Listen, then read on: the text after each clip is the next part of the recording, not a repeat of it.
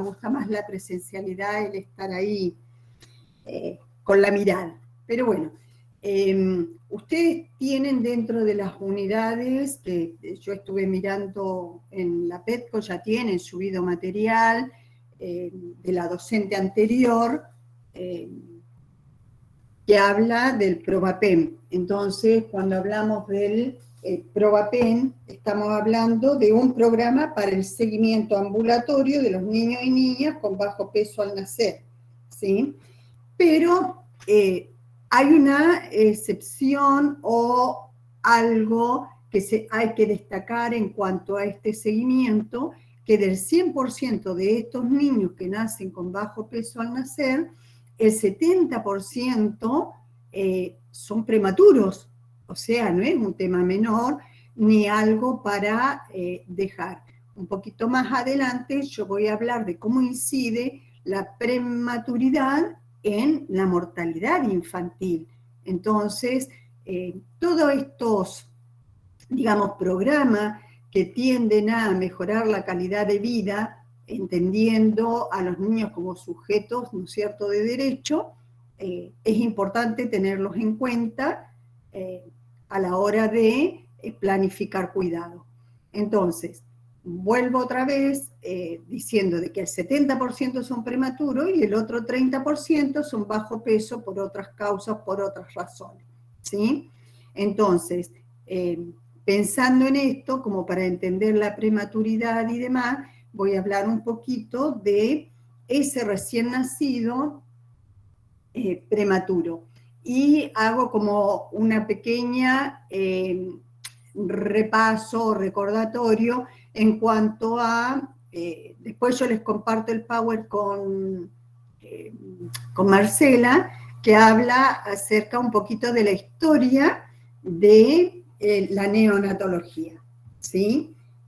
La neonatología es una rama de la medicina que se encarga del recién nacido, que por diferentes causas o situaciones debe ser ingresado a la unidad. Sabemos que la edad va a ir de 0 a 28 días, pero después vamos a ver también que tiene que ver esto con, una es la edad biológica, la edad cronológica de nacimiento, cronológica, bien digo, de nacimiento, es decir, el día que nació, que es el día que van a celebrar su nacimiento y demás, y la otra es la edad, digamos, corregida. Así que después lo iremos viendo.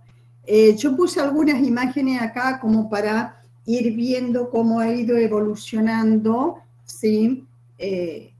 Digamos, la tecnología dentro de las áreas, que es lo que ha permitido mayor sobrevida y disminuir la mortalidad en estos recién nacidos.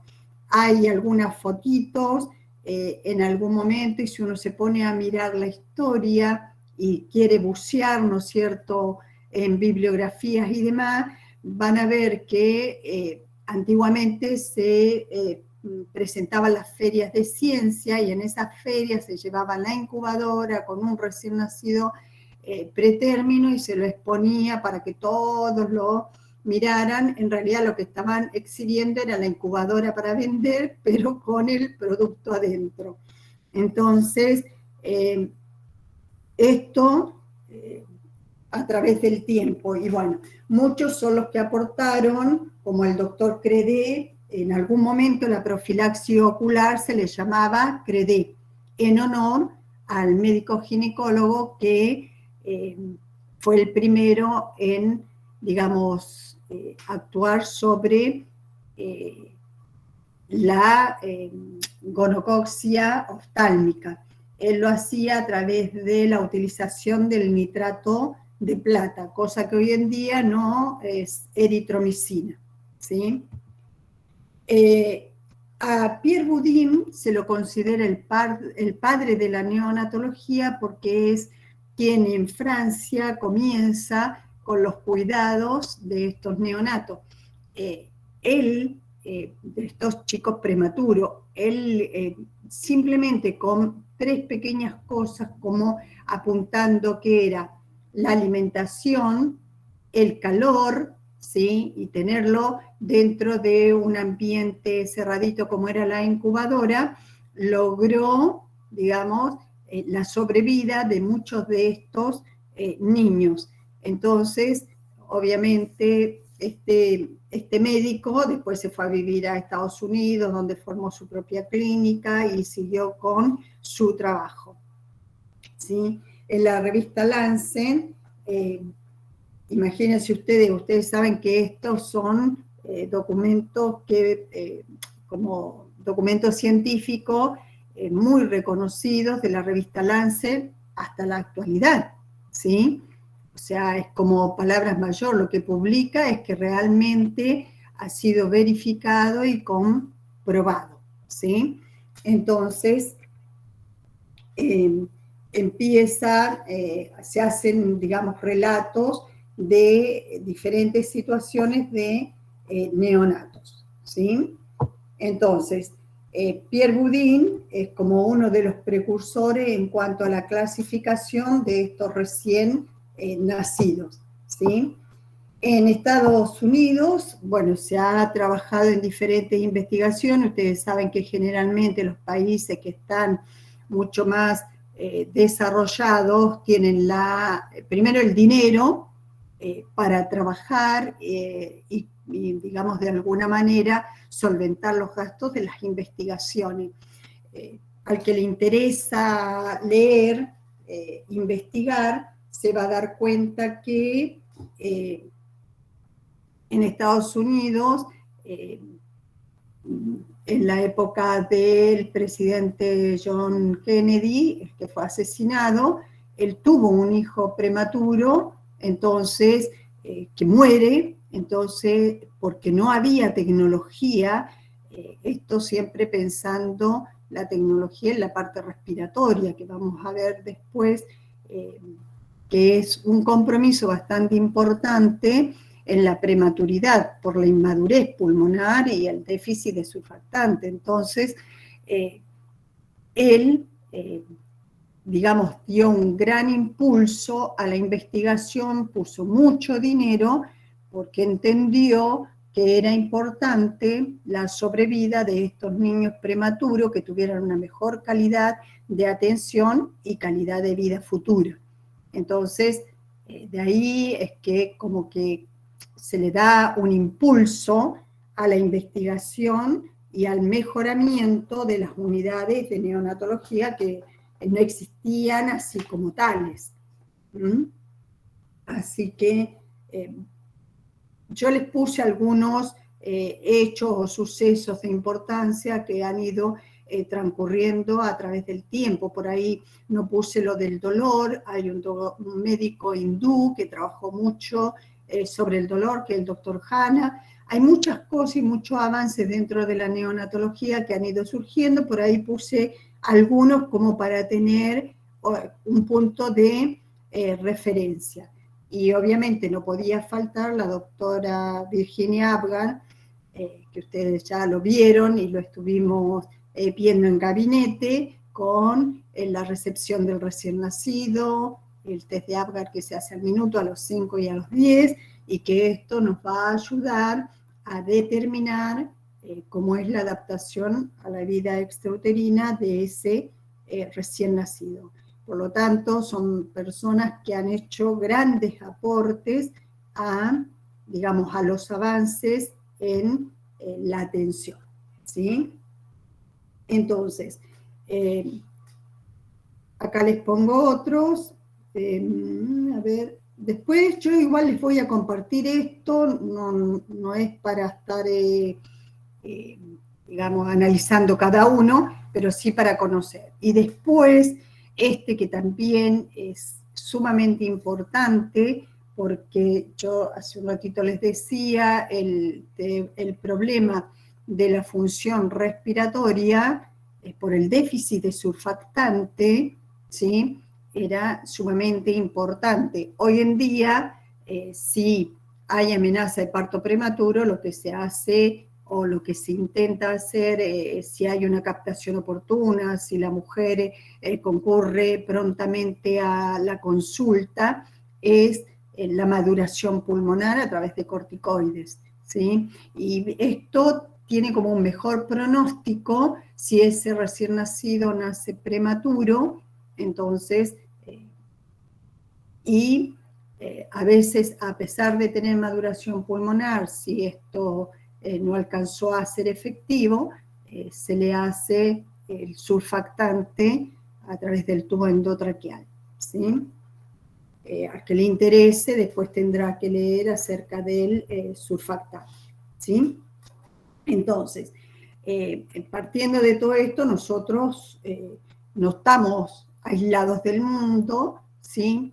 Entonces, el país también ha ido avanzando en todo lo que tiene que ver con la complejidad, tecnología y mejoramiento de las unidades neonatales, ¿sí?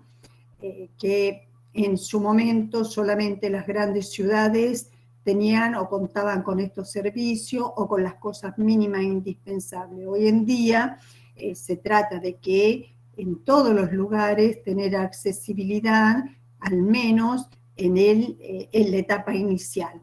Obviamente, lo que se va a intentar siempre es trasladar a la madre con el feto, o sea, en la etapa de gestación, y no esperar que nazca a 600 o 400 o 500 kilómetros del hospital de mayor complejidad que cuenta con todos los elementos para brindar los cuidados de calidad.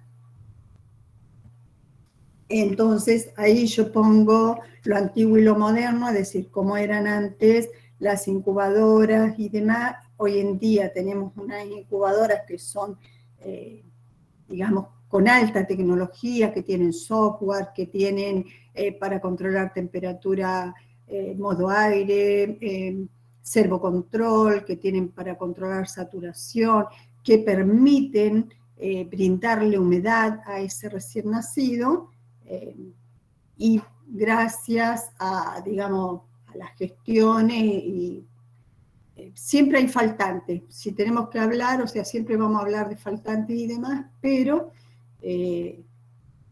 la provincia de Neuquén cuenta con tecnología de avanzada. A mí me tocó rotar por la Trinidad de Palermo, por el Hospital Ramón Sardá, y la verdad que nosotros tenemos el equipamiento igual, o sea, no es que ellos tienen lo mejor de lo mejor y nosotros, por estar alejados de lo que es la urbe, digamos la gran urbe como es Buenos Aires, no.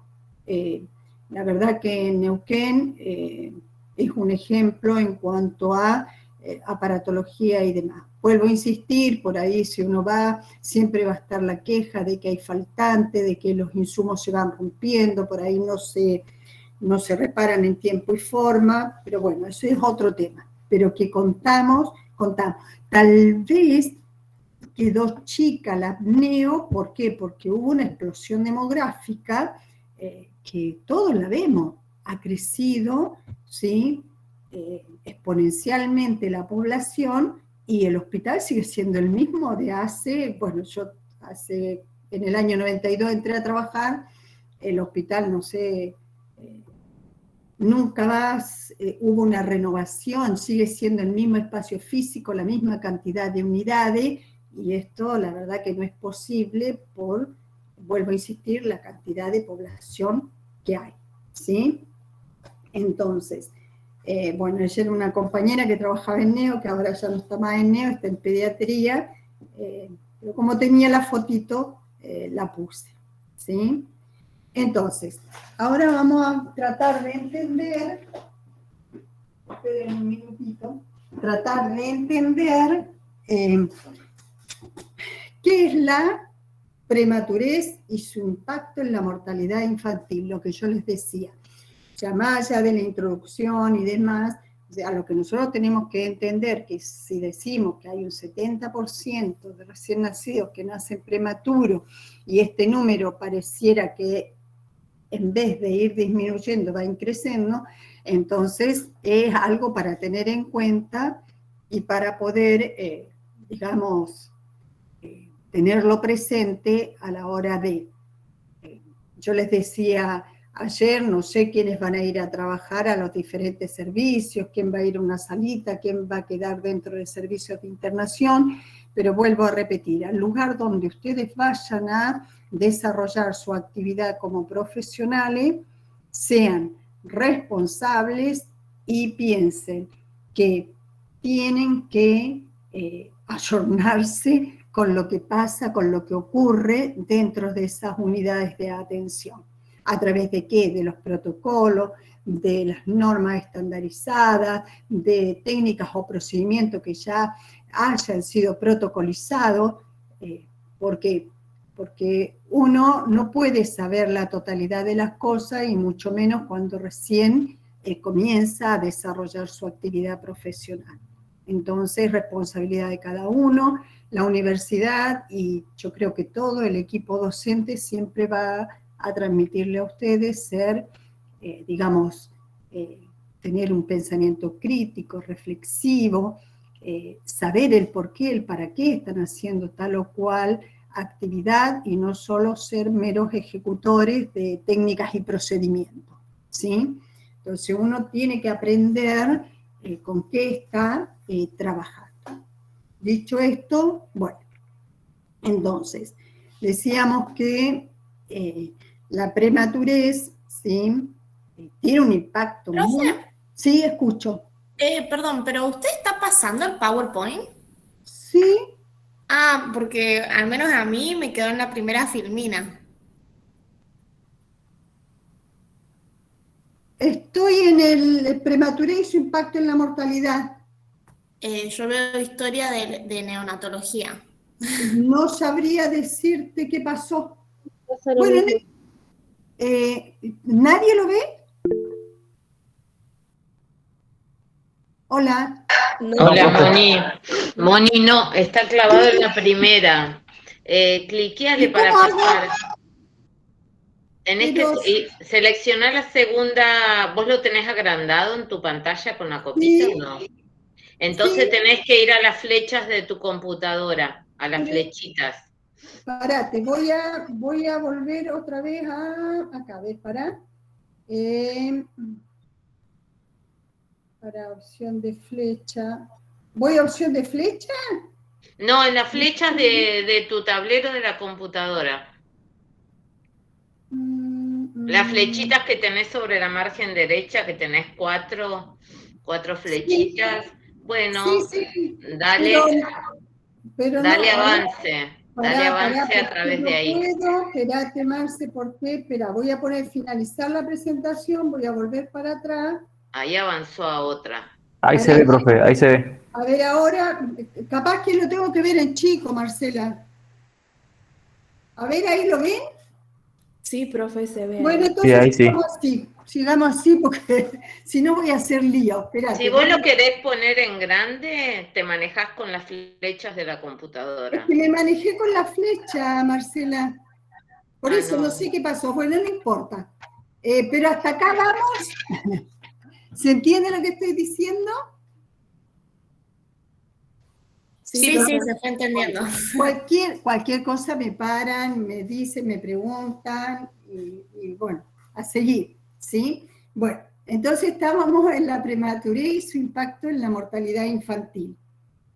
Entonces, yo les decía que hay diferentes factores que van a incidir en estos partos prematuros, ¿sí? Entonces, esto tiene que ver con a lo mejor la historia de la gestación, la historia perinatal, ¿sí? O a lo mejor embarazos múltiples, la fertilización asistida, la edad de la embarazada a veces son muy precoces o son madres añosas, ¿sí?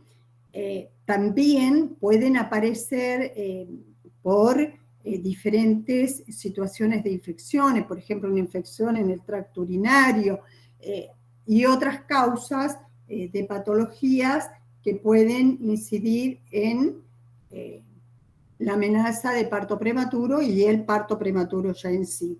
O también las cuestiones emocionales, y si nosotros nos ponemos a ver un poquito más, también el consumo ¿sí?, de sustancias tóxicas. Y cuando decimos consumo abusivo de sustancias tóxicas, no es solamente las drogas, puede ser el alcohol.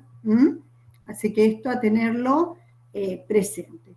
Entonces, ¿qué entendemos por mortalidad infantil o neonatal? Recuerden ustedes, hay una fórmula, ¿sí?, que son los niños fallecidos menores de 1 año hasta los 364 días por 1000 sobre los recién nacidos vivos. Esta es la fórmula para sacar la tasa de mortalidad infantil, ¿sí?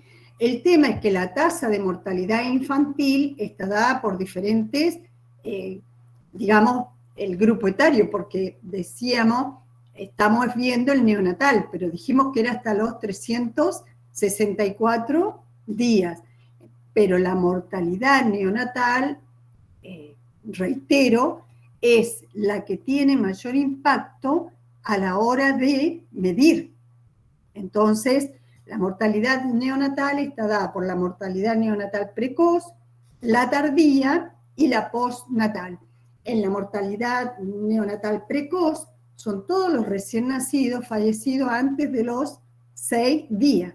Y en la mortalidad neonatal tardía son los recién nacidos fallecidos entre los 7 y 27 días, ¿sí? Y la postneonatal sería de los 28 hasta los 364 días. Si uno se pone a pensar en esto, la mortalidad neonatal, es decir, la mayor cantidad de defunciones se dan dentro de los primeros 7 días. ¿Por qué? Y bueno, hay que ver, porque a lo mejor nació un niño prematuro o no prematuro, sino de término, pero con alguna malformación o algo, o estos niños microprematuros, que ya vamos a ver la clasificación, que son los que tienen entre 23, 24, 25 semanas de edad gestacional, ¿sí?, que van a tener muchas más complicaciones, entonces tienen mucha más riesgo de mortalidad. Bien. Yo puse ahí un dato estadístico que encontré de la provincia de Neuquén, actualizado prácticamente, pues desde el 2019 no encontré otro más actualizado, pero donde, o sea, con orgullo uno puede decir, dice que la provincia con menor mortalidad neonatal es Neuquén, con un 3,8%. Entonces, uno piensa, esto tiene que ver con el recurso humano, con el recurso material, con la aparatología. Cuando uno va al servicio de neonatología, yo les dije, sigue siendo el mismo espacio, la misma cantidad de unidades, y siguen, o sea, como mucho más tecnología en cuanto a incubadora, en cuanto a la asistencia respiratoria mecánica, en los diferentes modos ventilatorios o de asistencia dentro de esto. Uno va a la neo y la verdad que es una maravilla, cómo trabajan y todo lo que tienen y cómo trabaja el cuerpo, digamos, el equipo interdisciplinario, ¿sí? No solamente tienen los respiradores convencionales, sino que ya tienen respiradores de alta frecuencia, acompañados por óxido nítrico, así que la verdad que nada que decir. En algún momento, y miren ustedes acá dice el 3,8, en el 2013 aparecíamos ahí como en la crónica. ¿Por qué? Porque la mortalidad había aumentado a un 10,3%. Decían de que había una desvirtuación en los datos, que también se estaba ocultando, que era mucho mayor, que era mucho menor. Bueno, como haya sido, felizmente esto viene en reducción, ¿sí? Entonces, a tenerlo en cuenta. Y acá les quería compartir algo. Hay un médico neonatólogo, orgullo, porque es argentino, el doctor Augusto Sola, que él ha escrito muchos libros y hizo este poema, dice: para pensar, nos habla un recién nacido, ya no más excusa que me pongan enfermeros, terapistas, lo que sea, que me cuiden con razón y que pongan corazón, que lo hagan con pasión y también con compasión, con la ciencia y la conciencia. Somos dos en el camino, en el sendero de esta vida. Si no sabes cómo siento, no me alcanza medicina. Y él, la verdad que él ama a enfermería. Y ellos trabajan en el CIBEN, en la Sociedad Iberoamericana de Neonatología, es el presidente, y hacen todos los congresos y demás siempre invitando a enfermería y poniendo a enfermería ya en un pedestal altísimo, porque entiende que el cuidado siempre va a depender de nosotros, los enfermeros, y eso es lo que tienen que entender ustedes como futuros profesionales. No es, digamos, una gran parte es del médico, obviamente, en cuanto a las indicaciones, prescripciones, el manejo, ¿no es cierto?, pero somos nosotros quienes cuidamos las 24 horas de estos niños que son tan indefensos y tan dependientes del cuidado de enfermería, y sin descuidar el vínculo con su madre. A raíz de todo esto, de la prematurez y de todo lo que se ha presentado, está todos los años, el 17 de noviembre, que es el día de pediatría, junto con esto se celebra la semana del prematuro. Y la OMS, a partir del 2012, como publicó y como realzando la importancia que tiene la prematurez, ¿sí?, en la sociedad, en el impacto esto de la mortalidad, el decálogo del recién nacido prematuro. Y dentro de este decálogo está digamos, el número 4, ¿sí?, que dice, el decálogo o derecho número 4, dice: los recién nacidos pretérmino tienen derecho a recibir cuidados de enfermería de alta calidad, orientados a proteger su desarrollo y centrado en la familia. Si esto realmente se llevara, digamos, a cabo como corresponde, y entendiendo que este niño es un sujeto de derecho y que tiene que recibir cuidados de calidad, en realidad se tendría que promocionar y de alguna manera invertir en la formación y la capacitación del personal que trabaja en neonatología, porque hay recambios generacionales, el enfermero que ingresa a neo aprende técnica, destreza y habilidad, que eso uno lo va a aprender con la práctica, pero el sustento teórico, el manejo de las diferentes situaciones, tiene que tener, insistiendo con esto, el sustento teórico. Y lamentablemente, por una cuestión, siempre estamos como, no sé si en deuda o cómo llamarle, no está el número de enfermeros necesario, si bien se ha tratado de respetar la relación enfermero-paciente, entendiendo el cuidado que estos demandan, pero no alcanza. Entonces nunca alcanza la cantidad de recursos humanos como para decir, bueno, a ver, quedan trabajando esto y estos se capacitan. Como tampoco esto de, que yo les comentaba en algún momento, de las especialidades. Si bien en neonatología, en estos momentos hay 2 enfermeras que son especialistas en enfermería, que son quienes deberían llevar, digamos, la vanguardia en cuanto a la capacitación del recurso humano existente, no, están en una tarea asistencial y entonces como que se diluye. Ustedes saben que lo que no se comparte se pierde. Uno no es una computadora, o sea, puede recordar ciertas cosas, pero si uno no las trabaja de manera permanente y no se va actualizando siempre con los cuidados basados en la evidencia, el conocimiento se va diluyendo, o sea, esto es una realidad. Entonces, nos transformamos en lo que yo siempre digo, en meros ejecutores, y esa no es la finalidad de nuestra formación. Uno piensa, el médico, ¿cómo así? El médico todos los días está leyendo, porque discuten sobre el paciente, sobre su enfermedad, sobre los valores diagnósticos que tienen, ya sea a través de radiografía, análisis de sangre o lo que fuera, y entonces en esa discusión van construyendo el conocimiento. Y cuando vemos a enfermería, ¿qué está haciendo? Atiende y después se sienta, o si tiene un espacio, un momento, es para hablar de cosas triviales y nunca sobre el paciente.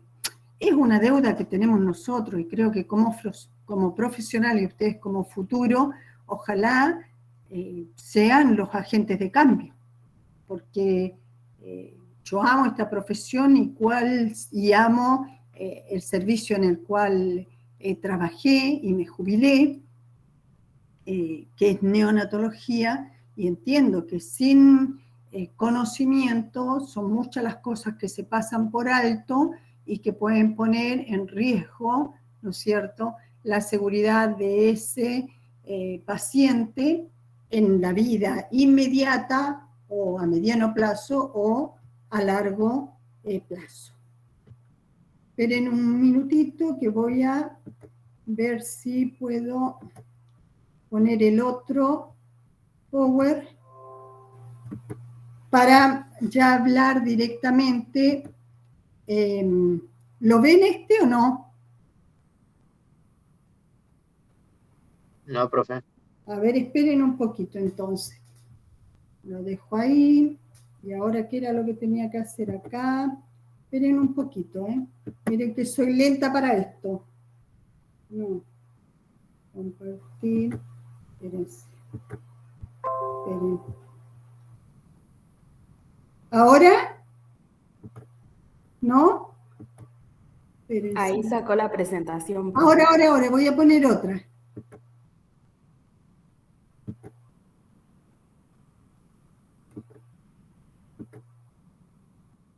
¿Ahora?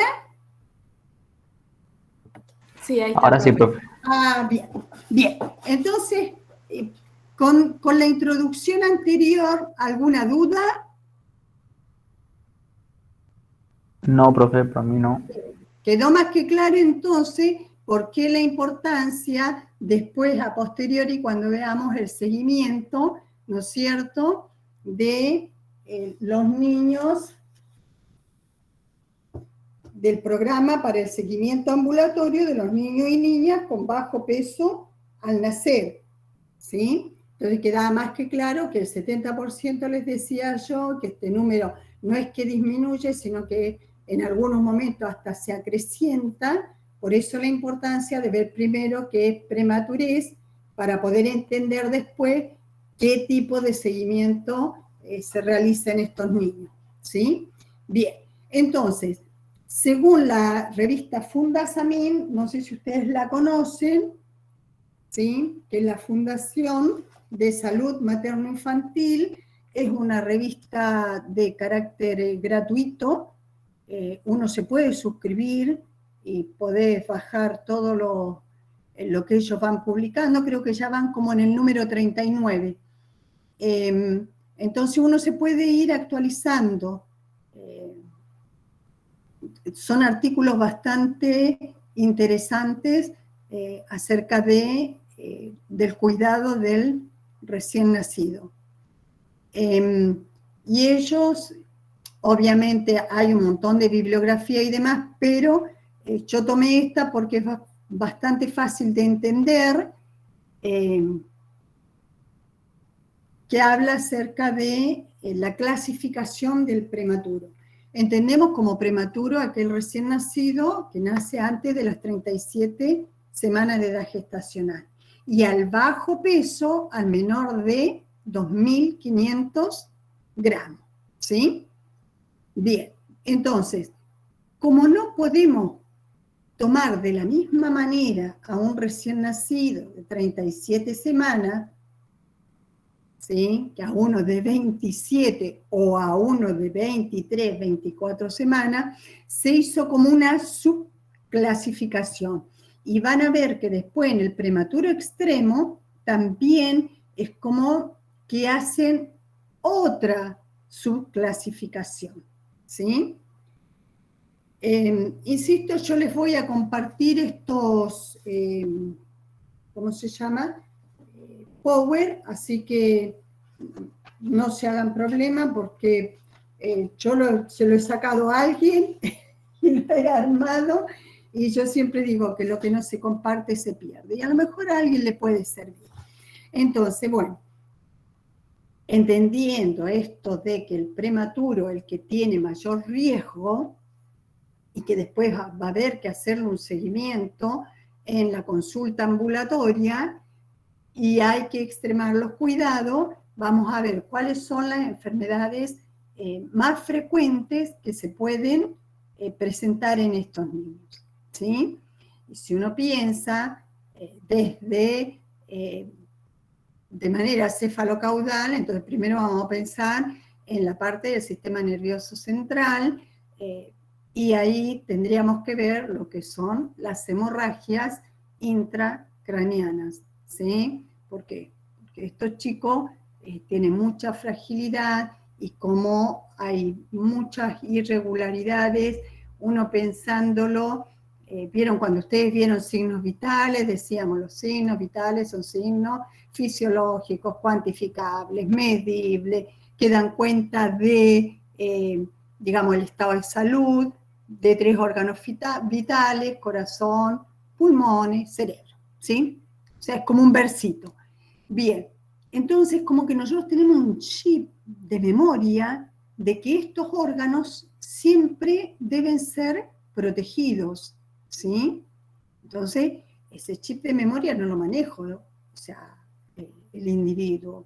Hay una cuestión como vuelvo a insistir, de memoria, ¿sí?, que dice, no, hay que ahorrar por estos 3 en detrimento del resto. Entonces, a veces, esa suba, digamos, de la circulación, que es quien transporta el oxígeno, quien transporta los nutrientes, y va retirando los desechos metabólicos, entonces aumenta la presión hacia, digamos, el cerebro, la presión sanguínea, y esto, como tiene tanta fragilidad capilar, puede haber ruptura de los vasos y desencadena la hemorragia. Otras veces por traumatismo del parto. Bueno, habrá que ver cuál es la causa raíz, por decirlo de alguna manera, ¿sí? Y después, si vamos bajando, bueno, la parte ocular, que serían los ojos, con la retinopatía, ¿sí? Después tenemos las insuficiencias respiratorias, donde estos niños son muy propensos a hacer crisis de apnea. Después tenemos la colitis necrotizante, ¿sí? Hay dentro de las secuelas que quedan, todo recién nacido que ha sido sometido por más de 28 días a oxigenoterapia puede desencadenar una displasia broncopulmonar, que puede ser transitorio o puede ser permanente, ¿sí? Y después el tema de las infecciones, ¿se acuerdan que yo les decía que dentro de los avances de la neonatología, el descubrir que con la alimentación, con el calor y disminuyendo, o sea, aislando a estos niños, se podía prolongar su vida, y esto aumentó, digamos, su sobrevida? Entonces las infecciones es un tema recurrente que hay que tener muy, muy presente, y ustedes hoy en día están viendo en gabinete todo lo que tiene que ver con normas de bioseguridad, ¿sí? Entonces en esto hay que ser muy consciente y muy estricto a la hora de brindar cuidado, sobre todo en estas áreas que son tan críticas, ¿sí? Respetar el lavado de manos, eso es la medida costo efectiva más, digamos, necesaria. Y hablando de normas de bioseguridad, acá yo les hacía como una pregunta, ¿son necesarias las guías o normas? Sí, son necesarias. ¿Por qué? Porque esto nos va a permitir a nosotros tener un orden, una lógica a la hora de y respetar cada uno de esos pasos a la hora de brindar cuidado, sea en neo, sea en pediatría, en adultos, donde sea, y sea cual sea el procedimiento que vayamos a realizar, si esto está normatizado, es como una garantía de calidad, ¿sí? Bueno, yo ahí pongo la imagen de un recién nacido prematuro. ¿Se acuerdan que yo les decía que estos niños no tienen, digamos, dominio sobre su cuerpo y generalmente la tendencia es a la apertura? Entonces, adoptan esta posición y nosotros somos quienes los tenemos que llevar a la línea media. Si yo pienso cuáles son las características de un recién nacido prematuro, mirando esta imagen ya me doy cuenta. Una piel súper fina, ¿sí? Tienen un gran, digamos, porcentaje de agua, ¿sí? Casi el 80%, ¿sí?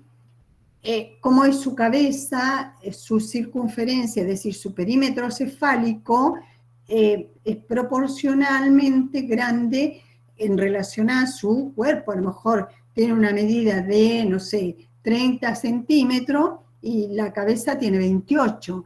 O sea, la circunferencia, por eso tiene mucha pérdida a través de la cabeza, por eso es que es tan importante manejarlos con el gorrito, ¿sí? La reacción a estímulos, ¿sí? Ellos tienen una hipersensibilidad, por eso en las unidades de cuidado digamos, aplican protocolos de actuación que se denomina protocolo de intervención mínima. En algún momento tal vez los charlaremos, ¿sí? A veces el pabellón auricular, que esto también va a demarcar, ¿no es cierto?, qué grado de cuando se hace la valoración de la edad gestacional, tenemos, a lo mejor no está desarrollado y está como adosado el pabellón auricular. Las mamilas, o sea, las tetillas, ¿sí?, tampoco están desarrolladas. Y la caja torácica es como complaciente, como que es distensible, como que es muy abierta, ¿sí? Entonces esto tampoco colabora para la función respiratoria.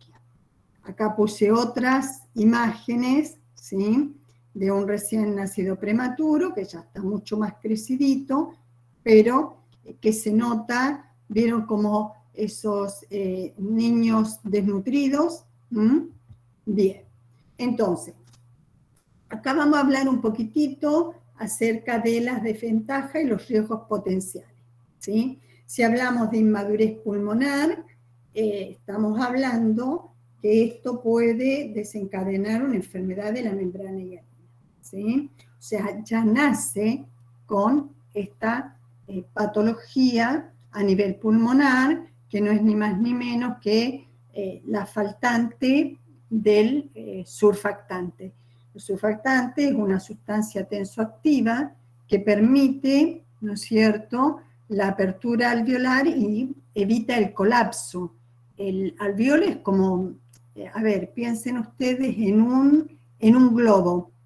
El globito uno lo va a inflar, y vieron que cuando nosotros recién empezamos a inflarlo es súper rígido. Una vez que vencimos esa resistencia es como que avanza, rapidito se va inflando. Lo mismo pasa con los alvéolos.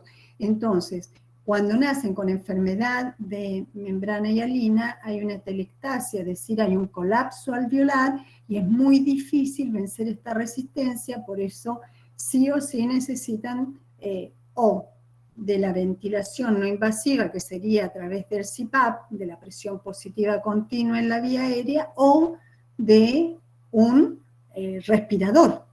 Entonces, y esto puede desencadenar esta inmadurez, yo les decía, si pasa más de 28 días, puede terminar en una broncodisplasia pulmonar, que puede ser crónica o a lo mejor en el transcurso de los años, ¿sí? Puede mejorarla. Yo conozco muchos niños prematuros que hasta los 5 o 6 años usaron la mochilita de oxígeno y lograron después en su desarrollo ya dejarla, ¿sí? Entonces, uno de los avances que yo ya se los mencioné es la creación o el descubrimiento de esta sustancia tensoactiva que es el surfactante, ¿sí? Así que los avances han permitido mejorar la sobrevida junto con, obviamente, la administración de corticoides en la madre, ¿sí? Pero tiene que ser en la etapa de gestación, cuando inicia la amenaza del parto prematuro, pero a veces ese inicio finaliza rápidamente, no le da tiempo a que el corticoide cumpla su función al nivel pulmonar fetal. La inmadurez cardiovascular, esto le va a dar al neonato una inadecuada perfusión, puede presentar hipotensión sistémica. En estos niños se les va a colocar, cuando están en la terapia, ¿sí? Siempre van a estar monitorizados, siempre, y lo más probable es que estén con TAM invasiva, o sea, la tensión arterial media, de manera permanente controlando para saber si hay que darle dosis de inotrópico o cómo manejarlo, ¿sí? Después están con el problema del ducto arterioso persistente. Acuérdense que en la etapa fetal el corazón no está funcionando con sus 4 cavidades, sino que funciona a través del foramen oval, ¿sí? Entonces después, una vez que nace eso, se tiene que cerrar y comienzan, digamos, las aurículas y ventrículos a funcionar, pero el ductus, que es externo, que es la comunicación arteriopulmonar, ese se tiene que cerrar, ¿sí? Y si no se cierra, hay medicaciones que se utilizan como profilaxis y a veces la medicación no logra su objetivo, entonces es necesario la cirugía. Entonces, cuando hablamos de ductus arterioso persistente, no es que lo van a operar del corazón, ¿sí? Es externo, ¿sí?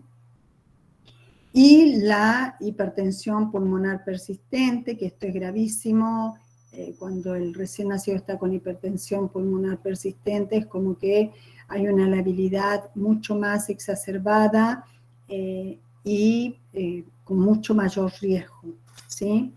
La inadecuada termorregulación, por lo que vimos, porque es un recién nacido que está como abierto en una posición muy, digamos, expuesta. Dijimos que su perímetro cefálico en relación a su cuerpo es muy grande, entonces tiene muchas pérdidas y además a esto si le agregamos las pérdidas insensibles de agua, porque dijimos que tiene un 80% de agua, entonces hay que evitar por todos los medios. Vimos que ya Pierre Boudin, ya por el 1900, descubrió que manteniendo su temperatura corporal, alimentándolo, ya teníamos como un porcentaje altísimo de sobrevida. Entonces, tener presente esto, que no hay que ir a lo extremo. En el recién nacido, ¿sí? El control de la temperatura, ustedes piensen que ese recién nacido en su etapa neonatal, ¿sí? Era la temperatura de acuerdo a la temperatura de su mamá. O sea, él tiene su órgano termorregulador, que es el hipotálamo, pero no lo puso en funcionamiento porque no necesitaba. Todo se hacía a través de la placenta, ¿verdad? Entonces, la placenta, el líquido amniótico que lo envuelve, entonces la temperatura es una temperatura constante, pero una vez que nace, no tiene los mecanismos, ¿sí?, vasomotores que tenemos nosotros, o en relación ya sea al frío o al calor, entonces se ve mucho más expuesto.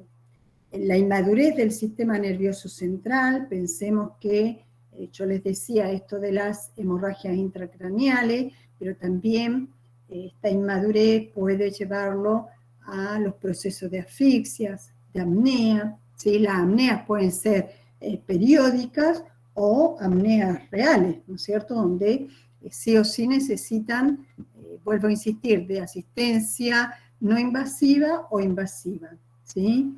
Hoy en día la tendencia es, si es posible, el CPAP.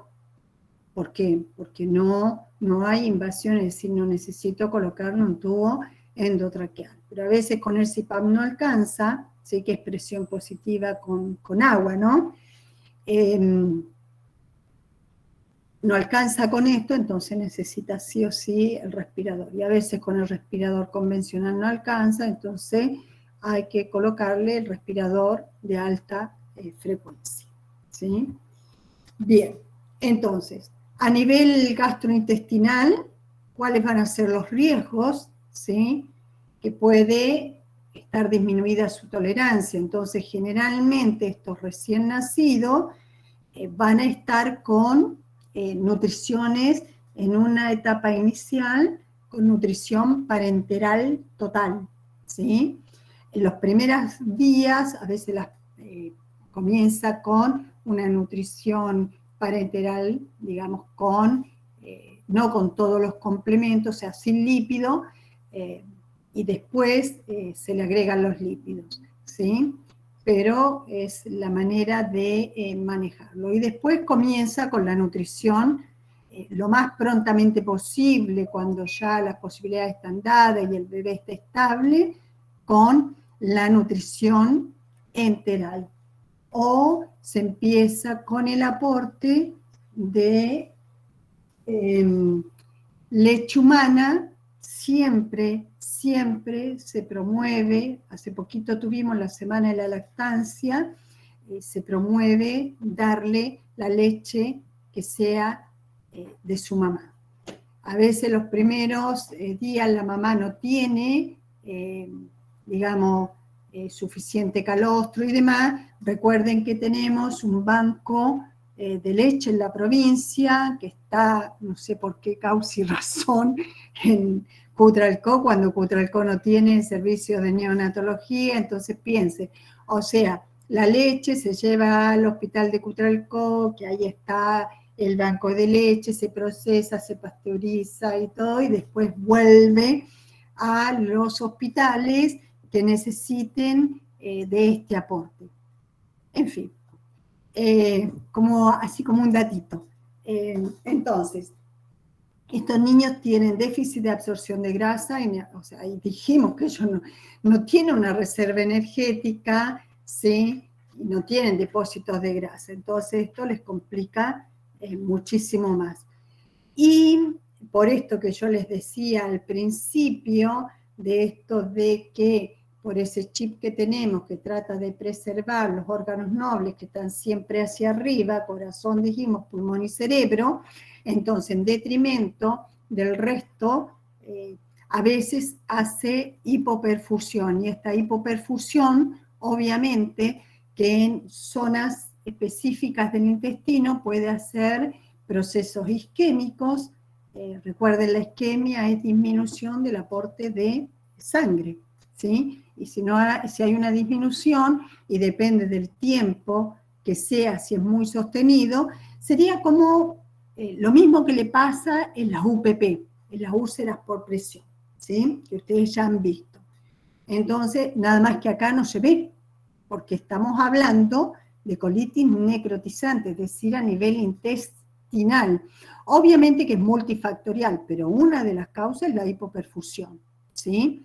Entonces, ese niño va a empezar con distensión abdominal y demás, entonces le van a hacer radiografías o ecografía, y se va a ver a veces las colitis necrotizantes, cuando están muy avanzadas, necesitan o por traslocación de microorganismos, por eso se trata de comenzar rápidamente con la nutrición enteral y para probar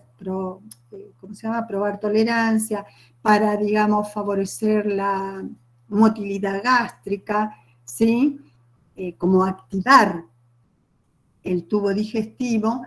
Lo que pasa es que a veces no se puede. Entonces, en estas, si esto es muy avanzado en la colitis necrotizante, a veces necesita ir a la cirugía y quedan con colostomía, ¿sí? Son colostomías transitorias que después, cuando alcanzan un peso mayor, se vuelve a hacer la entero anastomosis, ¿sí?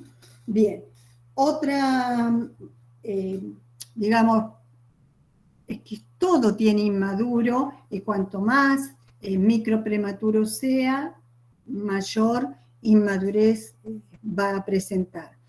Puede tener inmadurez hematológica, lo que puede desencadenar hemorragias y anemia. Nosotros vimos que al recién nacido, ¿sí?, en la sala de recepción, o en el caso de esto de un prematurito, generalmente no se le hacen, digamos, la primera atención en la sala de recepción, sino que se lleva directamente al servicio de neonatología.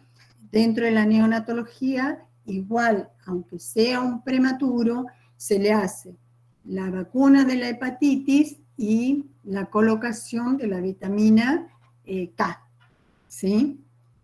Pero aún así, a veces desarrollan hemorragia. Y la anemia, en realidad, tiene más, por ahí, relación con todas las extracciones que se le hacen rutinariamente, y a veces digo rutinariamente, suena como que por rutina, no, es, digamos, se hace, ¿por qué? Porque si tenemos un recién nacido que está en asistencia respiratoria o está con algún dispositivo de oxigenoterapia, sí o sí se le necesita hacer ASTRO, ¿sí? Los gases en sangre. A veces, y ojalá que a ustedes les quede clarito lo que yo les voy a decir. A veces el personal de enfermería, sobre todo el de reciente ingreso, dice, ay, no sé para qué le viene a sacar sangre otra vez, mirá, si está saturando. La saturación en un recién nacido debiera ser entre, digamos, el límite de alarma entre 88 y 95, o sea que ese recién nacido prematuro tiene que saturar entre 89 y 94%, pero a lo mejor está en 92, 93, pero mirá, si está re bien, ¿para qué le viene?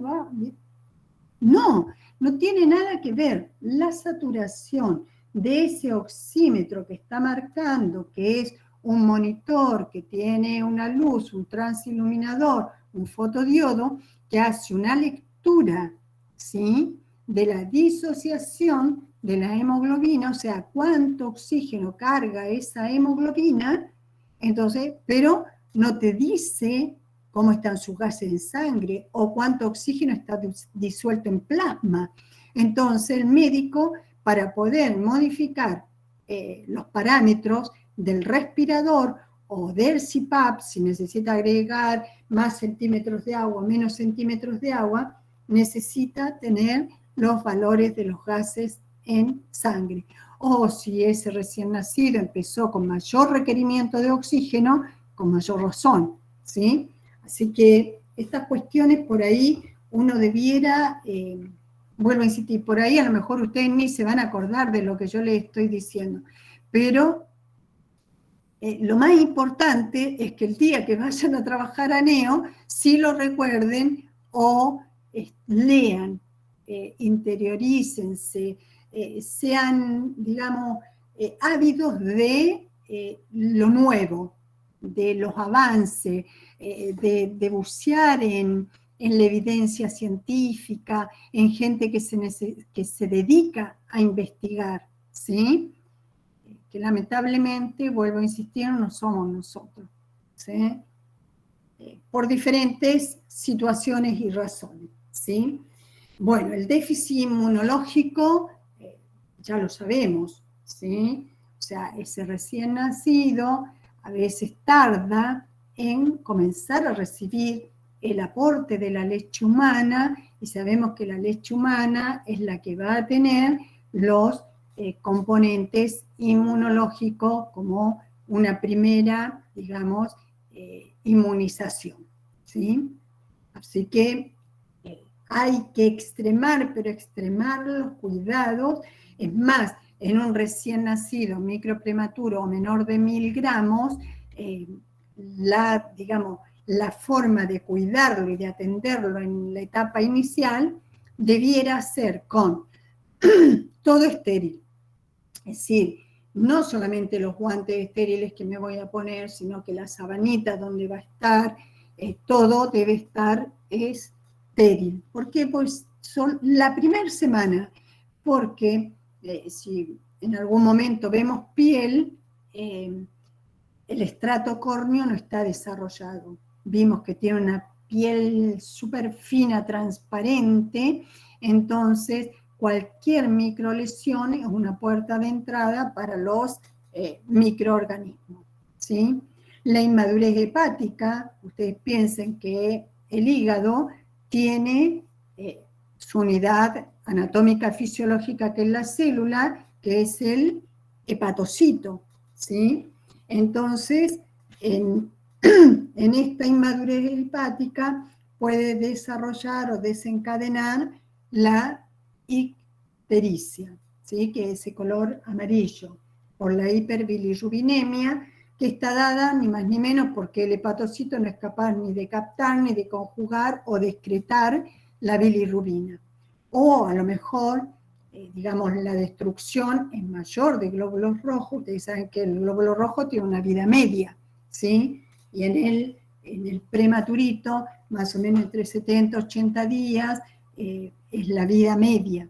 Entonces después eso lo tienen que eliminar, y a veces el hígado está tan inmaduro que no alcanza a hacer la conjugación. Después tenemos la inmadurez renal. Esto obviamente, nosotros sabemos que a través del urofiltrado de la sangre es que uno elimina las sustancias de desecho. Y pensemos, este niño que tiene un riñón inmaduro y además, como está tan propenso a los procesos infecciosos, va a estar recibiendo diferentes drogas que, si uno se pone a leer, o son ototóxicas, hepatotóxicas o nefrotóxicas. Entonces, digamos, como que por todos lados está en una situación de exposición, de labilidad, no sé cómo llamarlo, pobrecito, ¿sí? Y además, pensemos que estos niños, depende, porque si nació con 24 semanas de edad gestacional, le van a faltar 16 semanas para tener la edad gestacional corregida de las 40 semanas. Y de ahí uno puede contar los 28 días como recién nacido. Entonces, si partimos de este concepto, ¿sí?, de que hay que ver la edad gestacional corregida, y esto también hay que tenerlo en cuenta para cuando veamos ese instrumento de observación, el IODI, ¿sí? Entonces, tenerlo presente. Hay mayor manipulación. ¿Por qué? Porque hay que hacer un montón de cuidados. Depende total y completamente de nosotros. Entonces, a lo mejor necesitamos controlar su signo, necesitamos rotarlo, necesitamos a lo mejor realizar algún procedimiento, necesitamos el cambio de pañal. O sea, antes era como una manipulación excesiva, ¿sí?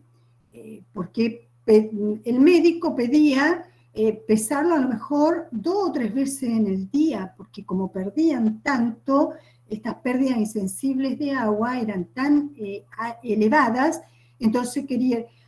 Y hoy en día no, esas balanzas que yo les decía, las Natal Care, las nuevas, tienen un software para pesar. pero como todo, siempre vienen falladas, entonces sirvieron al principio y después ya no funcionaron más. Pero lo bueno que cambió la cabeza, la mirada y la manera de atender a estos niños, entonces ya no se los pesa todos los días, ni 3 veces en el día, a veces cada 24, cuando es muy necesario, pero si no, a lo mejor lo están pesando cada 48 o cada 72 horas. ¿Para qué? Para evitar esta exposición y esta manipulación innecesaria, ¿sí? Recuerden que el peso tiene un significado muy, muy importante a la hora de dosificar la medicación. Y en estos niños perder 100 gramos, ¿sí?, es más que importante. Si decimos que nacen a lo mejor pesando 600 gramos, ¿sí? Entonces esto hay que tenerlo presente cuando uno dice, pucha, ¿para qué lo vamos a sacar? Mirá cómo está súper lábil, pero bueno, necesitan regular la dosificación de la medicación, ¿sí? Entonces, cuando vamos a hacer la manipulación, tener presente esto de la apertura de los portillos de la incubadora, deben tener lo que se llama manga iris, que como es un plástico adicional, que lo único que me permite introducir mis manos. Y no, digamos, ¿por qué? Porque si vemos los mecanismos de pérdida, por convección, el ambiente, a lo mejor adentro de la incubadora hay 37 grados, pero afuera hay 26. Entonces, rápidamente el aire frío va a ingresar. Entonces hay que tener mucho cuidado con el manejo y saber si la incubadora la tengo en modo aire, si la tengo en modo servocontrol. Bueno, eso se verá en algún momento si amerita que lo vean.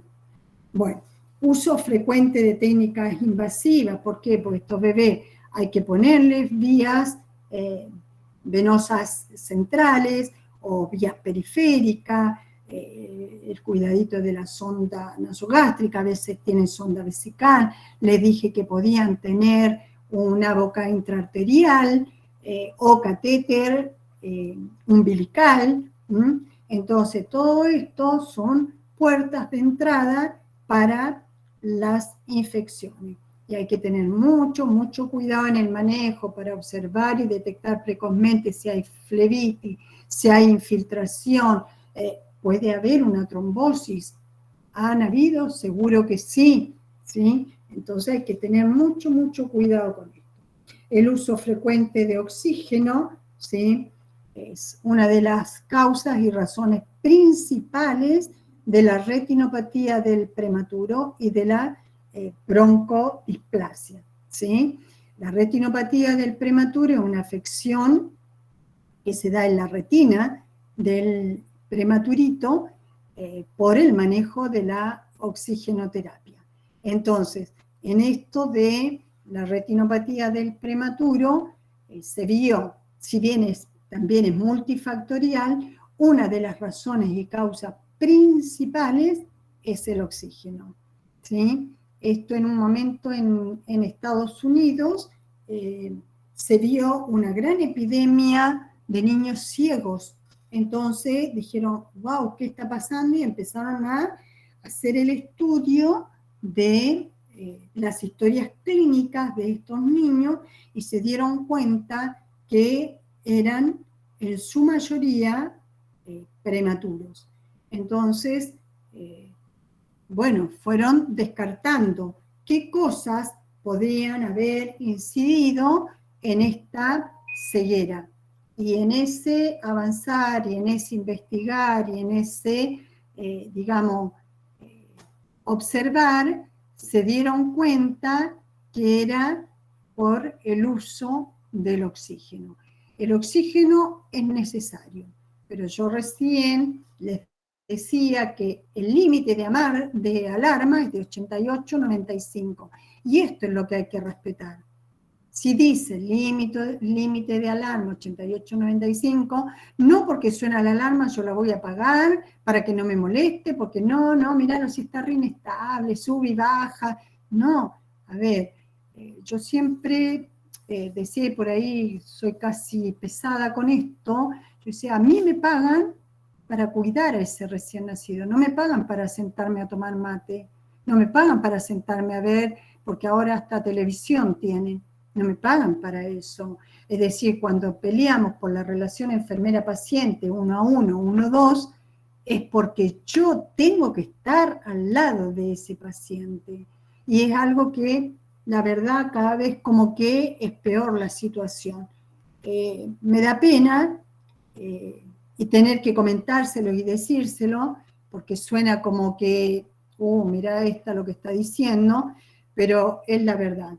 Yo puedo estar cansada, lo que sea, pero a ver, si ese niño está inestable, porque el hecho de trabajar en una terapia es que yo voy a trabajar con paciente crítico demandante. Entonces, si ese niño está con hiperoxia, yo tengo que disminuir el oxígeno, ¿sí? Y me quedo, no es que disminuyo, ¿sí? Tampoco es que disminuyo, si está con 30, se lo bajo a 21, no. Voy a ir disminuyendo paulatinamente, pero me tengo que quedar y esperar a ver qué es lo que pasa. Entonces a veces el enfermero dice, no, pero si recién le bajé y ahora volvió a subir otra vez, o le bajé y mirá cómo se fue. No, bueno, te quedás al lado porque no es lo mismo devolverle a la sociedad un niño sin secuelas oculares que devolverle a esa familia y a la sociedad un disminuido visual o un ciego, ¿sí? Entonces, no es un tema menor, ni como, deja si sube y baja, no, sube y baja nada, yo me tengo que quedar, ¿sí?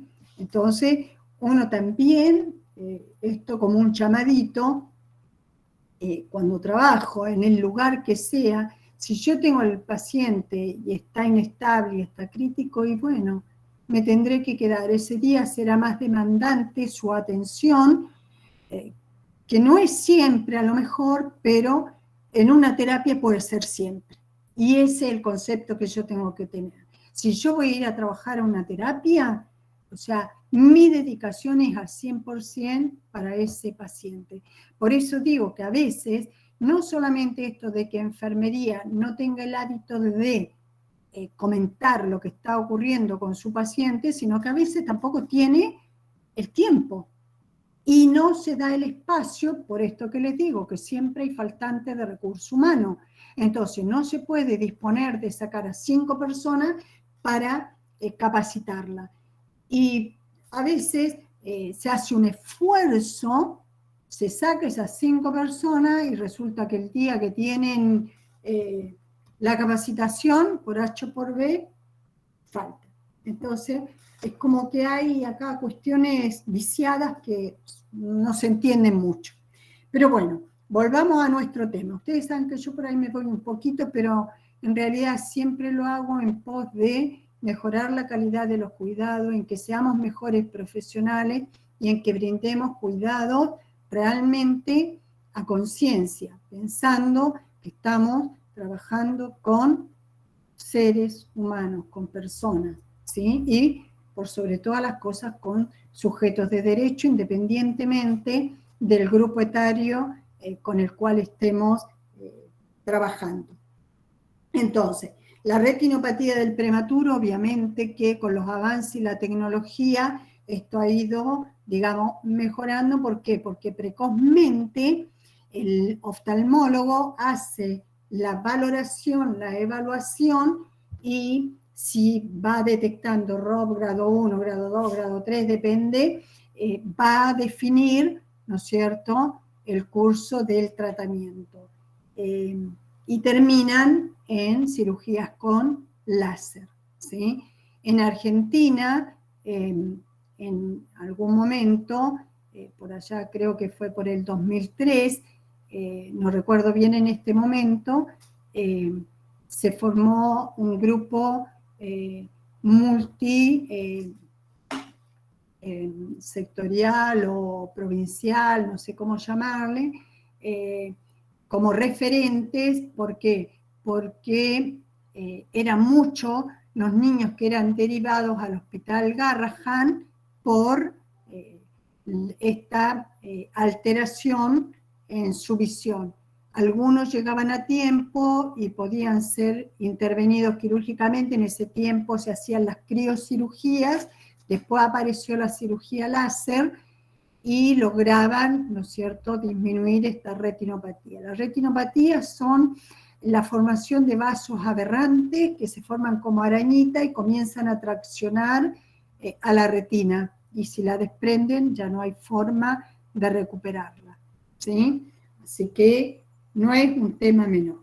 Y el tema de la displasia broncopulmonar, nada, o sea, yo ya les dije, son todos los niños que no se pueden destetar precozmente, y entonces la oxigenoterapia, si bien digo la oxigenoterapia, recuerden que la asistencia respiratoria mecánica puede ocasionar diferentes situaciones a nivel pulmonar, desde un neumotora, un hemotora, un biotora, que le llaman barotrauma, ¿sí? Biotrauma. En la broncodisplasia, entonces puede haber un biotrauma y se hace como un tejido endurecido, entonces es muy difícil de manejar esta situación. Entonces, como viendo acá un prematurito que me pareció pertinente mostrarles la fotito, si bien ustedes recuerden que cuando educamos a la mamá, siempre el recién nacido debe estar boca arriba, en neonatología, y ustedes saben que para favorecer, y esto se vio más en evidencia ahora con el COVID, se lo ponía en decúbito prono, decúbito ventral, porque esto aumenta la expansión, ¿no es cierto?, del tórax, así que, pero el recién nacido en el servicio de neonatología lo tenemos en decúbito ventral. Me esperan un segundito. A ver, que están llamando. Ahí me parece que abrieron. Espérenme un segundito. Bueno, entonces yo les decía que están, el dibujito me pareció, y como para recordarles un poquito cuáles son las alteraciones que se pueden presentar, ¿sí? Entonces, obviamente va a tener problemas respiratorios. ¿Hola? Sí, está el camión.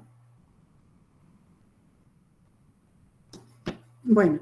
Entonces va a tener problemas respiratorios, metabólicos, puede presentar anemia, ictericia, inmadurez, ¿sí?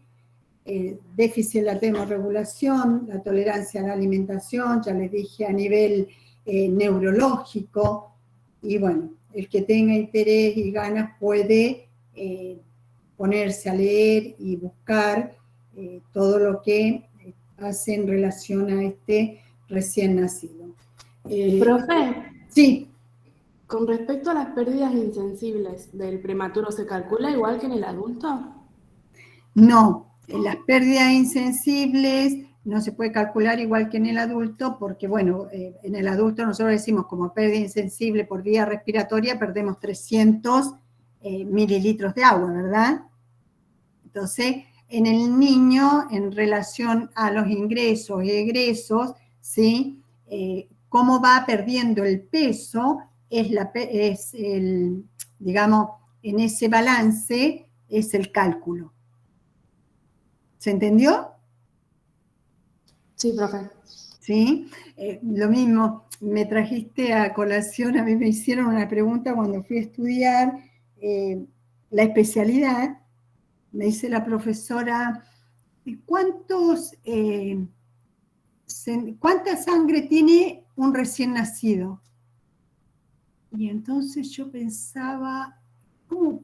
¿Viste cuando te quedás? Y vos decías, a ver, volumen en minutos son 5 litros, pero eso en un adulto, porque 5 litros ya estaríamos hablando de qué peso. Entonces, no, son 70 mililitros por kilo peso. O sea, imagínate, volviendo al tema de la anemia, un recién nacido de 400, 500 gramos que le estén haciendo extracciones frecuentes. Así sea 1, 2, 3 mililitros por día. ¿Se entiende lo que estoy diciendo?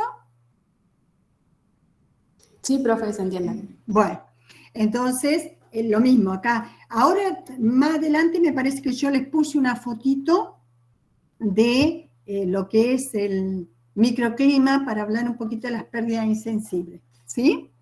Bien, entonces, hablando de la termorregulación, nosotros dijimos que, o sea, siempre se trata de mantener un ambiente térmico neutro, es decir, donde ese recién nacido no tenga que hacer un gasto de, energético, digamos, porque esa energía la necesita para crecer, para engordar, no para mantener, ¿no es cierto?, su temperatura o su nivel de oxígeno.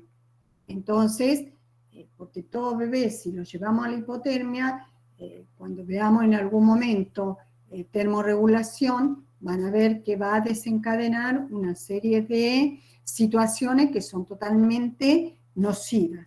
Entonces, nosotros tenemos que prevenir las pérdidas de temperatura. Ya dijimos que ellos no tienen preparado, ¿sí?, su sistema de compensación para mantener la temperatura. Y no tienen reserva energética, no tienen la grasa parda, aún acercándose a la edad de término, recién ahí pueden tener zonas más vascularizadas, porque la grasa parda comienza a desarrollarse a partir de las 26 semanas, pero no es que es mágica, o sea, esto en el transcurso de su gestación. Entonces, ¿cuáles son las acciones de enfermería que vamos a tener en cuenta? Tener en cuenta la incubadora, oxígeno, microclima, el gorrito, el colocar nido, el vestir, ¿sí? Bueno, todo esto estamos hablando de un recién nacido prematuro y los cuidados que se le pueden brindar dentro del servicio de neonatología.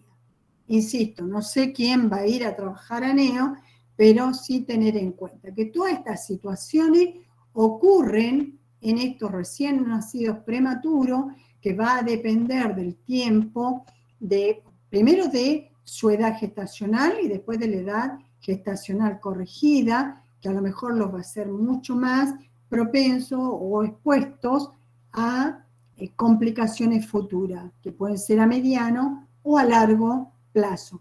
Que hay que conocer esta historia para cuando uno vaya a hacer el seguimiento ambulatorio, sí, porque la historia clínica de la persona es la que nos va a aportar ese dato para, digamos, como predecir situaciones futuras que se pueden presentar, ¿sí? Porque en la etapa neonatal no vamos a ver el lenguaje, no vamos a ver la lectoescritura, no vamos a ver un montón de cuestiones que van a aparecer a posteriori, pero conociendo que fue un recién nacido prematuro y depende qué grado de prematurez haya tenido y qué complicaciones haya sufrido, podemos entender, ¿no es cierto?, y predecir cosas futuras. Entonces, en función de eso es que yo le estoy dando, porque por ahí, o sea, uno se plantea, a ver, está bien, es prematuro, pero estamos hablando del control o de ese instrumento o programa de valoración que va a hacer el seguimiento, ¿no es cierto?, de todos estos niños que nacen con bajo peso. Pero, como retomando, el bajo peso está dado por, en el 100% de estos chicos, el 70% dijimos por su prematurez y un 30% por otras causas. Entonces, es importante tenerlo en cuenta, sí, es importante saber por qué cosas pasó, por qué cosas transitó, qué cosas pudieron ocurrir en esa etapa de internación. Creo que son pertinentes conocerlas y saberlas, ¿sí? Bien. En cuanto a la nutrición, yo les decía que vamos a tener presente que en estos niños se trata de el aporte precoz de la leche humana, se los empieza a alimentar precozmente, antes se los tenía 48 horas en ayuno y a veces hasta 72 horas, o sea, en ayuno, digamos, de no recibir ningún aporte de nutrientes, sino que todo era a través de un plan de hidratación parenteral, un destrozadito al 12,5. Hoy en día no, se trata de tempranamente comenzar, si no se puede con nutrición enteral, con la nutrición parenteral, ¿sí? ¿Por qué? Porque es necesario que este niño comience a recibir ese aporte que es tan necesario, que esto para el desarrollo neurológico, ¿sí? Y además porque una hipoglucemia no es gratis, o sea, va a dejar su secuela, ¿sí? Después, mantener la parte hemodinámica a través de mantener su tensión arterial. Yo les decía que generalmente el bebé que está en estado crítico va a estar con una TAM, o sea, una tensión arterial media, o sea, con una presión invasiva, ¿sí? Entonces, en el monitor va a estar marcando, y si tuviéramos hipotensión y demás, obviamente se le van a colocar inotrópicos, ¿sí? Entonces uno tiene que estar atento y alerta. No puede ser en una unidad de cuidados intensivos neonatales que tengamos un paciente con un monitoreo continuo y cuando vamos al registro de enfermería, el recién nacido, como estaba con protocolo PIN, es decir, se lo controla cada 4 horas hay un registro. No sé, yo me quedo anonadada cuando veo eso. Pero bueno, espero que en estos 8 años que yo no estoy las cosas hayan cambiado. Hablo de 8 años atrás, ¿eh? Así que, nada. Bueno, pero esto tiene que ver, vuelvo a insistir, con el conocimiento, porque cuanto más conocimiento tiene uno, mayor responsabilidad. ¿Por qué? Porque uno sabe las cosas esperables, ¿sí? Cuando las cosas no se hacen bien. Entonces, la responsabilidad y esto que llamamos conciencia, de alguna manera nos tiene que movilizar, ¿sí? Acá puse algunas fotitos de estos niños, ¿sí? Las cosas que pueden llegar a pasar con estas soluciones inotrópicas, ¿sí? O vasoactivas, que pueden generar las famosas escaras por trasvasación, ¿sí? O en algún momento esto, ustedes saben que a medida que ha ido avanzando, por eso decíamos que ha disminuido la morbimortalidad en función de qué, de los cuidados y de los avances. En cuanto al manejo de la piel y demás, ¿por qué? Porque ahora hay, digamos, piel sintética, están estos apósitos transparentes, hay unas telas adhesivas que son sumamente, digamos, amigables con la piel del neonato, entonces, como para tenerla en cuenta. Antiguamente así fijábamos el catéter umbilical, hoy en día no, esto es en el aire, tiene un punto de fijación, pero no se colocan estas cintas porque una vez que las va a retirar, y si fuera necesario colocarla, se coloca piel sintética abajo y sobre la piel sintética se coloca, porque si no pasaba esto. Imagínense las lesiones, dijimos que la piel es la principal barrera de protección, cualquier lesión cutánea es una puerta de entrada para los microorganismos. La adecuación ventilatoria, esto, digamos, el setting del respirador lo programa el médico, pero uno tiene que tener en cuenta qué cosas pueden ocurrir, qué cosas pueden pasar. Y además, no olvidar nunca, dentro del examen físico, la auscultación. En estos niños es fundamental la auscultación para no aspirar como una mera rutina, sino aspirar según necesidad, ¿sí? La hemorragia intracraniana, bueno, yo ya les había dicho, hay diferentes grados. Para esto, obviamente, están las ecografías que van a decir, pero bueno, ¿qué cosa hay que evitar? Obviamente, los cambios bruscos en la tensión arterial.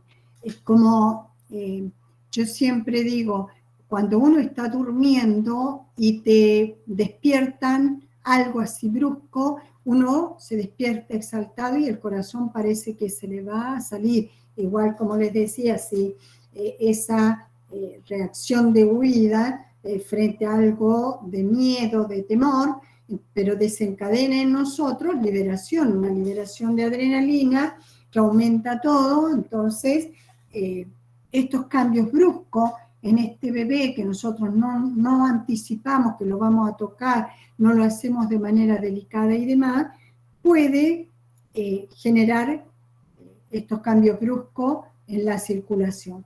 O la aspiración, que es traumática, también, ¿sí?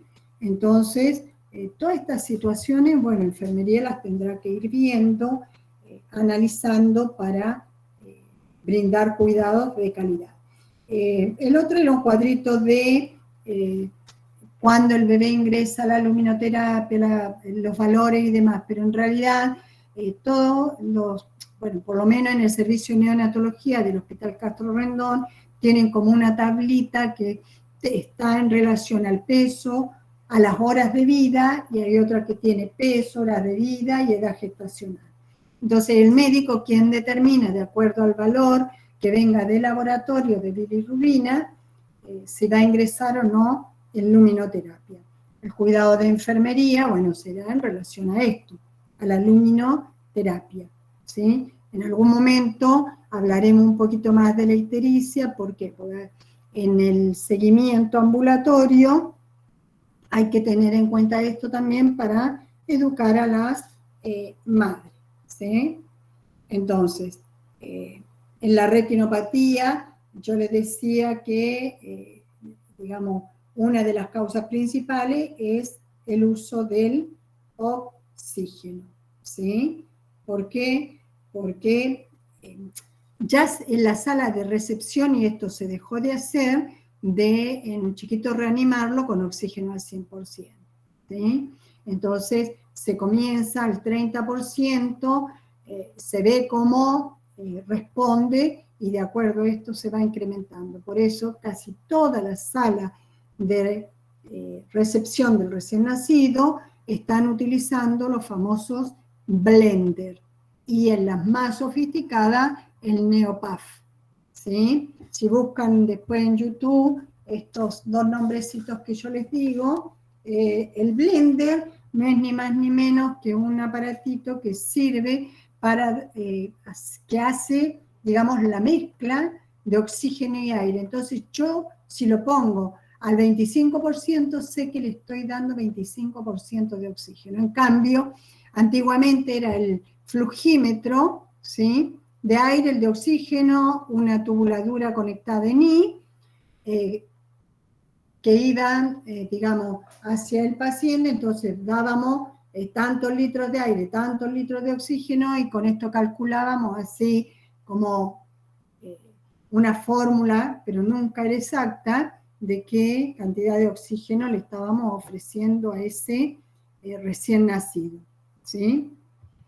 El contacto piel a piel es una, digamos, de las medidas costo-efectivas que va a disminuir a lo mejor el tiempo de estadía, el tiempo de internación, mejora la regulación térmica, la parte infecciosa de ese recién nacido es el contacto, sea con la mamá, sea con el papá.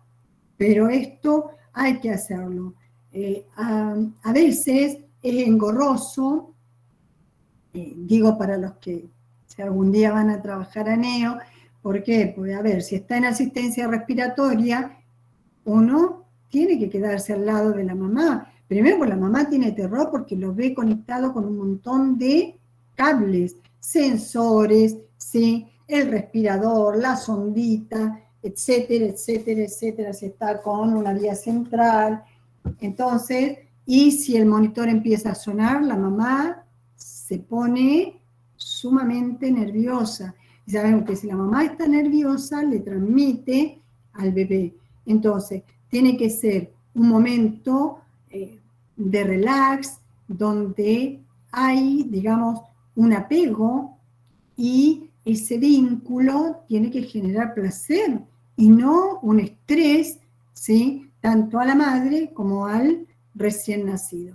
Generalmente cuando uno recién se lo pasa a la mamá, el recién nacido tarda unos minutos en estabilizarse.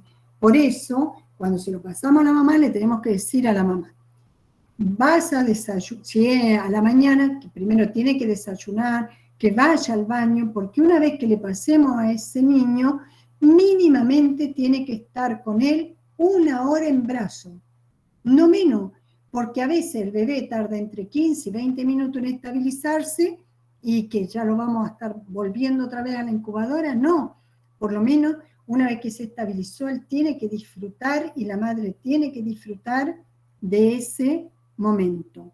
Así que a tenerlo en cuenta. El apego es fundamental y ya lo vimos en esto del instrumento de observación del desarrollo infantil. Todo lo que le pase al niño en sus primeros años de vida va a impactar en su vida futura, ¿sí? Entonces ahí está, fortalecer el vínculo de la madre, ¿sí? Digamos, en las últimas décadas la sobrevida ha contribuido a la disminución, ¿no es cierto?, de la tasa de mortalidad, ¿sí? Pero no hay que desconocer que pueden quedar secuelas en estos niños, que es importante el seguimiento ambulatorio, por eso que se ha creado, y bueno, yo trabajé en la NEO y después estuvimos con, digamos, trabajando con las madres de recién nacidos prematuros. Salió la ley a nivel provincial, pero no se ha reglamentado. Y cuando digo no se ha reglamentado, es que no hay una exigencia real de los grupos interdisciplinarios, porque estos niños, ¿qué van a necesitar? Van a necesitar, yo les decía, psicomotricistas, psicopedagoga, van a necesitar de la fonoaudióloga, a lo mejor van a necesitar del neurólogo, ¿sí? Van a necesitar de la estimulación visual y auditiva, o sea que a lo mejor van a necesitar, ¿no es cierto?, de una atención especial, ¿sí? Van a necesitar a lo mejor una rehabilitación en cuanto a la succión de glución, o sea, el consultorio de lactancia.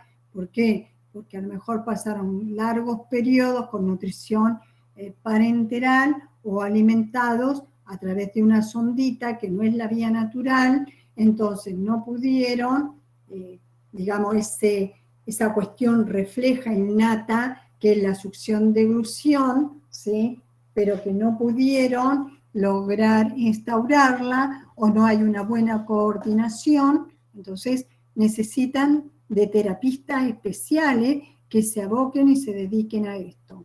Cuando la ley está reglamentada, la obligatoriedad del sistema de salud es dar respuesta a la demanda de atención. Entonces, se puede exigir, pero si no, queda todo librado a en qué lugar haya nacido este niño y en qué condiciones esté su familia, porque si no tiene una obra social, y aún teniendo obra social, sabemos que hay que pagar, no me acuerdo cómo se dice, un adicional, y tiene que ver, a veces los psicólogos no atienden por obra social, el fonoaudiólogo te cobra un adicional exagerado, o la psicomotricista. Entonces, no sé si en estos momentos ya entraron dentro de lo que es, digamos, la obra social, la psicomotricista.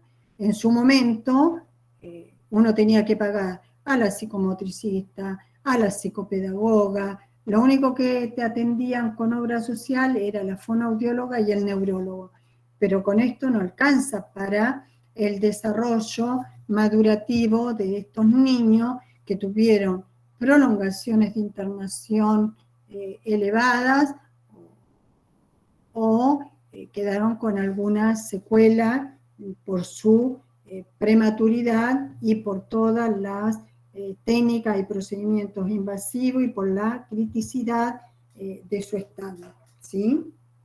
Entonces, ustedes piensen, si un niño de, no sé, de allá de Tricao Malal, se me viene a la cabeza, nació prematuro, vuelve al seno de la familia, ¿sí? Tiene que tener un seguimiento especial, pero yo dificulto que en Tricao Malal tenga una fonoaudióloga, tenga una psicomotricista, tenga una... Entonces, son chicos que por haber nacido en un lugar alejado de los centros de mayor complejidad, ¿qué futuro? Entonces, es como que todavía sigue habiendo una inequidad en la accesibilidad, ¿sí? Entonces, a veces, frente a situaciones ya más complejas, se los deriva a los centros de mayor complejidad, pero no es siempre. Y a veces los padres no tienen los medios para trasladarse e instalarse, sacar un turno, ver que los atiendan y demás. O como ha pasado otras veces, cuando llegan, porque hay paro o por lo que fuera, no son atendidos. Entonces, como para ir cerrando, recordar que en estos recién nacidos de muy bajo peso o de bajo peso al nacer, dijimos que eran todos aquellos menores de 2.500 gramos, pero no voy a tratar de la misma manera uno de 500, uno de 1.000 a uno de 1.500, son diferentes las maneras de actuación. Si tuvieran que ser trasladados a un hospital de mayor complejidad, siempre hay que tener en cuenta la estabilidad térmica, la respiratoria, la hemodinámica, la parte de la nutrición, siempre mandarlo con una guía, con un plan, cuidar desde el minuto 1 el cuidado de la piel y obviamente disminuir el dolor, el estrés, aplicar el protocolo de intervención mínima lo más prontamente posible y el cuidado centrado en la familia. Nunca hay que descuidar el apego no es solamente la mamá, sino puede ser el papá o cualquier adulto mayor que se haga cargo. Así que ahí terminaríamos. No sé si les queda alguna pregunta, sé que es mucho, pero me parecía bueno, oportuno hablar antes de comenzar después a hablar ya de cuál va a ser el seguimiento de estos niños. Entender por las cosas que pasaron, por ahí nos sensibiliza mucho más y prestamos mucha más atención a las particulares individuales de cada uno. Si quieren hacer alguna pregunta. ¿Se fueron todos? ¿Se cansaron de escuchar? Acá estamos, profe, pero no hay dudas. Porque como no puedo ver, no sé, ¿viste? Bueno, nada. Cuéntenme. Yo igual le voy a mandar los videos, o sea, los Power a Marcela y que ella se los comparta. Ok, genial. Bueno, si no hay preguntas, entonces damos por concluida la clase, ¿les parece? Gracias, profe. Gracias. Bueno, espero Gracias, que me profe. hayan entendido. Bueno, un gusto. Damos por Hay que procesar la información todavía, profe. es mucha. Y todo lo que tienen que procesar. Todo. Yo entiendo que es mucho, pero vuelvo a insistir, el día que vayan a trabajar, al lugar que sea, ahí es donde tienen que en realidad ya centrarse en eso. Porque uno puede, no sé, tener un bagaje de conocimiento, pero nunca tiene la totalidad. Eso es imposible. Pero en el servicio donde esté, dar lo mejor. Así que nada, bueno, nos volveremos a ver, creo, la semana que viene, que ya ahí vamos a entrar ya de lleno con lo que tiene que ver con el programa para el seguimiento ambulatorio de los niños y niñas con bajo peso al nacer. ¿Eso lo veríamos el lunes, profe? ¿El lunes ya? El martes. ¿O El el martes? martes, el martes. El martes. Sí, yo creo que sí, el martes, porque tengo que ponerme en contacto con Marcela, porque si es presencial, vamos a trabajar con el tema de tensión arterial, pero viendo los percentilos y esas cosas, entonces eso necesitamos que sea presencial, porque tensión arterial podemos darlo en, no sé, 15 minutos de definición, decir cuáles son las cosas que pueden provocar una hipertensión y trabajar un poquito la parte de medicación y se termina. Pero ustedes debieran saber cómo se hace el control y demás. ¿Está bien? Profe, Sí. si va a ser presencial, puede ser que avisen con tiempo para organizarnos bien. Bueno, yo después a la tarde ya me pongo en contacto con Marcela y según lo que ella defina, que les avise hoy día mismo. ¿Está? Gracias. Bueno, hasta luego. Gracias, profe. Chao. Chau, chau. Chao, profe.